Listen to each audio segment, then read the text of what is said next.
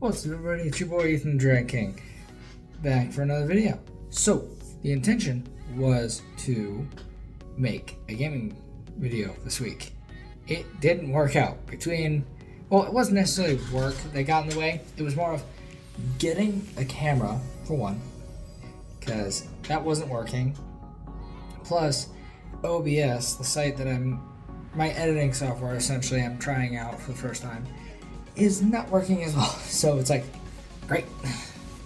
But for this week, I bring you guys an interesting thing for my video.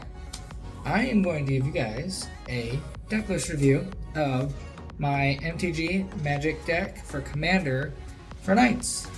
And hopefully, we can give you guys a rundown on what I got and what ways I hope to make it better. And let's go. So today, guys, the commander that we have is Sadar Jabari of Zephyr. I probably butchered the heck out of that name.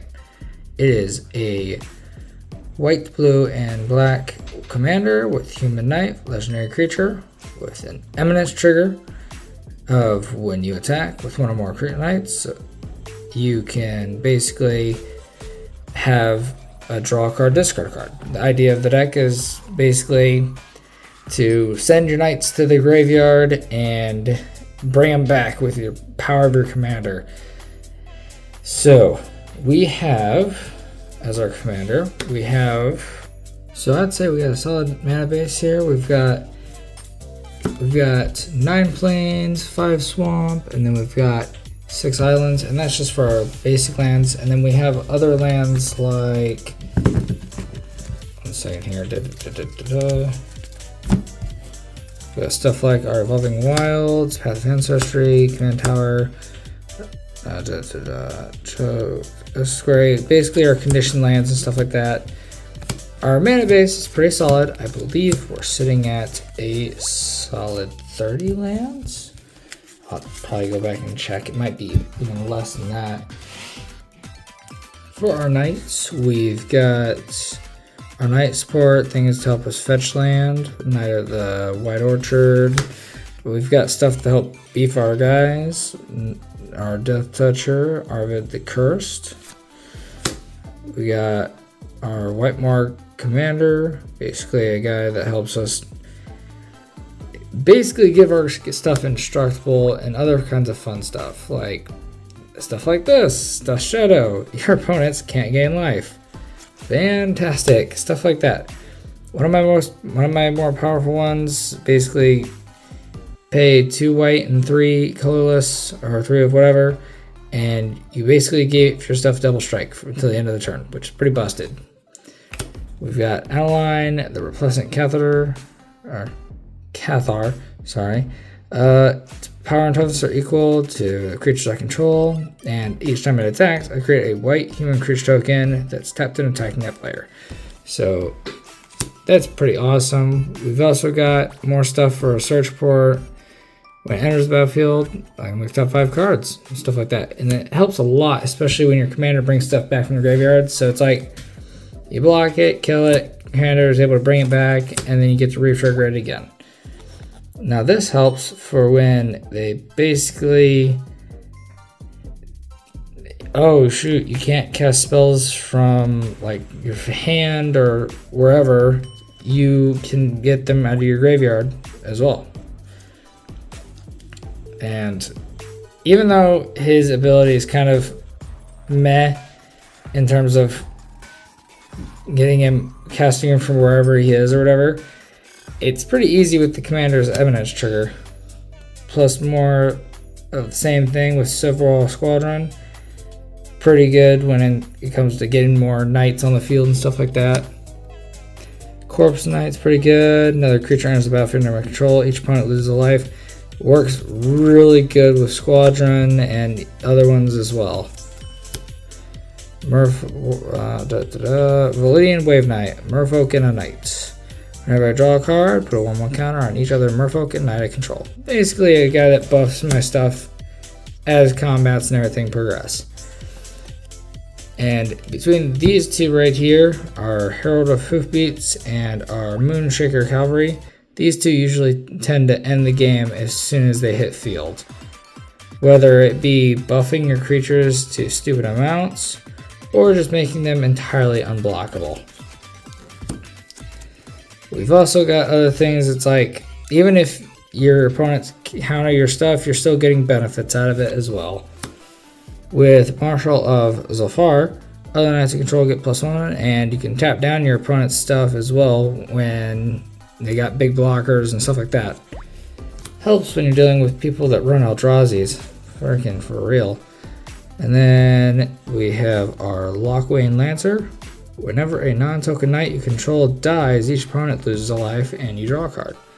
I have lots of draw support in here for sure. And our Spittin' Warmaster, or our, it's like here, my camera is being so dumb, is Curry Favor. You gain X life for each opponent and loses X life, where X is the number of knights you control. Big buffs why you want to have a big board. And then we have Wintermore Commander. Its toughness is equal to the number of knights I control. And when it attacks, yeah, we already went through that one. If I haven't gotten it already, aha. Alright, and then we have Comrade the Grim. Whenever another creature dies or a creature card is put into the graveyard from anywhere other than the battlefield, or a creature card leaves the graveyard, I can deal 1 damage to each opponent. And gotta love that, especially for knights. We've got Knight Exemplar. Basically, your stuff gets +1s and indestructible, which is absolutely goated. People tend to get that one on site. This is one of my least favorite ones. People still say it's pretty good in their opinions, but so it's Eldna and Azor. Flying with Ward 2, and when it attacks, you may pay a swamp, a island, and a plains, or an X, and if you do, you draw X cards. And at the beginning of your next end, or each end step, you may pay 4 life. If you do, create a number of 1/1 Black Vampire Knight creature tokens with lifelink equal to the number of cards you've drawn this turn. It's really good if you have the card draw, which we do. It's just the downfall is she's a 6-drop, and you have to pay the first initial 3 plus all the other draws you get in your turn. And then we've had Knights of the Black Rose. When it enters the battlefield, you become the Monarch, and whenever an opponent becomes the Monarch, and I was it before or whatever, the opponent loses 2 life and I gain 2 life. So more life, a little bit of life gain as well. And Herald of Bladehold is our last one. When it attacks, I create 2 1/1s that are tapped and attacking your opponent. And that is for our Knight base, in terms of creatures and stuff like that. Now, as for our support for the Knight base, we've got stuff to help, because my commander, with its eminence, means I don't really need to cast it from the command zone. As much as I would like to, I can, and if I don't, I don't. So we've got Dan Mastreth. Our opponents can't cast spells from anywhere other than their hands. We've got Hushbringer in here, just to make things a bit difficult for him. Creatures entering the battlefield or dying don't cause abilities to trigger. We've got Seaborn Moose. Creatures can't attack you unless their controller pays 2 for each creature they control that's attacking you. We've got the Wanderer, a Planeswalker, albeit, but it's a good one. Prevent all non-combat damage that would be dealt to you and other permanents you control. Plus, it's an exile for pretty much 2-drop, like basically a 3-drop exile, or 4, but still really good. Helps with non-combat damage. Clever Impersonator. Just in case when we do get our commander, we can get 2 of them and stuff like that, or even have 2 of our Night Devilers. And then we have Thyla Heretic Cathar. Creatures and non-basic lands your opponents control enter the battlefield tapped, which is phenomenal, especially because Knights can tend to be a little slow sometimes when they're starting off. And moving into our instance, we've got Path to Exile, Permission denied, one of my favorites. Counter target non-creature spell. Your opponents can't cast non-creature spells this turn. We've got Swords to Plowshares. We've got Calamity's Wake. Exile all graveyards. Players can't cast non-creature spells this turn. This is literally after all things have hit the fan. You do this post-combat after you've gotten all your stuff back from the grave and stuff like that. Or if you're able to get rid of some of your opponent's stuff or whatnot. We've got Dawn Charm, some pretty much good interaction, prevent combat damage, or regenerate a target or counter a spell, which is pretty good. And then we have Protecting Negotiators. Even though you can pay the kicker cost, you don't have to. But counter target spell unless controller pays 1 for each creature you control. Normally, with a proper play, your opponent has to pay pretty much 6+ to counter, or basically to get around the cost of that. We got sorceries as we got more stuff like our tutors. Search library for a base card and put it into your hand. We've got Agonizing Remorse. You reveal your hand. I rip one out. Duress. Same thing. This is Approach of a Second Sun. With enough draw support for it, it definitely makes it a good card to be able to just fish out pretty quickly. Distant Melody. Choose creature type. Draw a card for each permanent of that type. And then Dreams of Steel and Oil. 1 drop, your opponent reveals their hand. I choose an artifact or creature from it, and then 1 from the graveyard and exile both of them. Pretty solid for that. I'm still hoping to get the cheaper tutors, but they're either expensive or hard to get. We have Maul Skyclaves. When it enters the battlefield, attached to a creature control, which helps with that equipped cost. It gets +2/+2 and flying and first strike. And then we've got Commander Sphere, Follower Stone. We have Damar Signet. We have the Circle of Loyalty. Costs 1 less for each knight I control, and creatures I control get +1. And whenever I cast a legendary spell, create a 2/2 white knight creature token with Vigilance.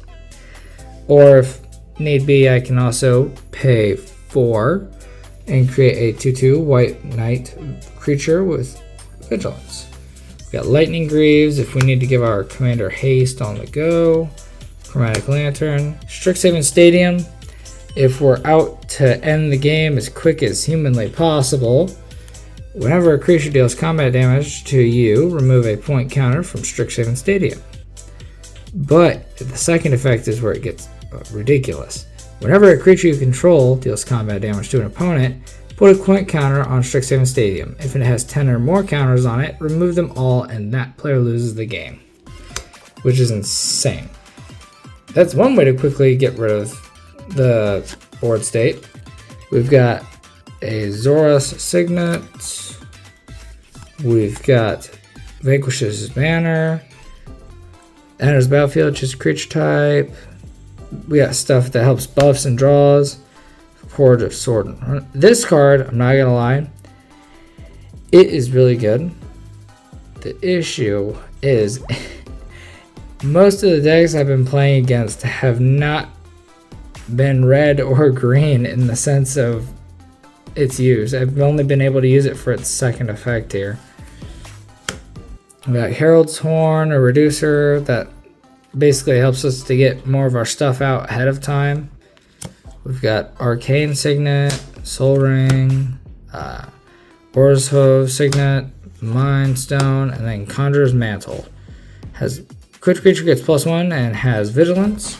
And whenever a equipped creature attacks, look at the top 6 cards of your library, and you may reveal a card that shares a creature type with that creature among them. So basically, we're fishing out more knights and stuff like that, and adding them to your hand, and putting the rest at the bottom when we're done. So, all in all, pretty good ramp. We've got good stuff to help support the knights as well in there. And then for our last bit for the deck, we have Grasp of Fate for our enchantments. Helps to get rid of board stay if only the commanders are on the board and stuff like that. Helps either get those back to the command zone or just get rid of them off the field to begin with. We have Ghostly Prism. Helps with if things are a bit slow for us, we can make them have to spend their resources to attack us. Phyrexian Unlife. It's just a fun little card. You don't lose the game from having 0 or less life, and all damage that is dealt to you as though as it had Infect. So basically we have up to 9 extra life in a sense, which is pretty good. And that's in a sense all damage as well, which is insane. We have Solitary Confinement. At the beginning of your upkeep, sacrifice the confinement unless you discard a card. Skip your draw step.